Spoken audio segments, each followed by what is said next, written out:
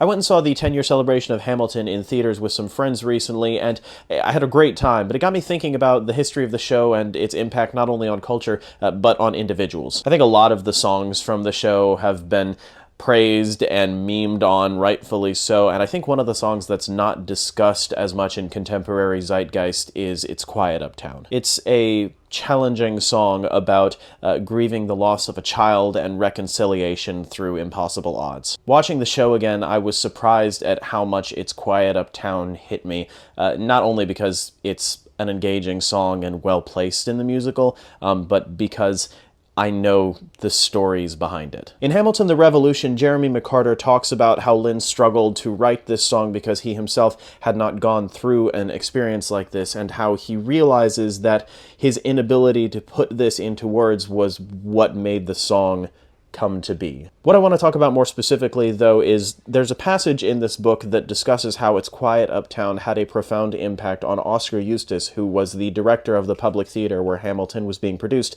as well as his wife Laurie, who had recently lost a child during the production of the show. I'd like to share some of that passage with you now. I'll paraphrase to keep it concise. The mystery of what lies beyond words, the unfathomable action of grief, are things that everyone associated with Hamilton reckoned with, and not just because the show explores them.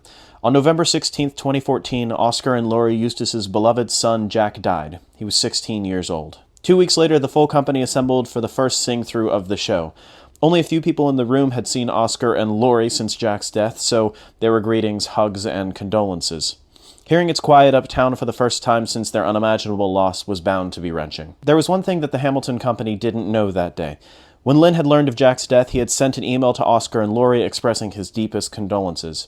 He also sent the demo recording of It's Quiet Uptown. "If art can help us grieve, can help us mourn, then lean on it," he wrote. If they preferred to delete the song, he would understand. In the rehearsal studio that afternoon, nobody knew that It's Quiet Uptown was the only song Oskar and Laurie had listened to in their first week of mourning. They listened to it every day.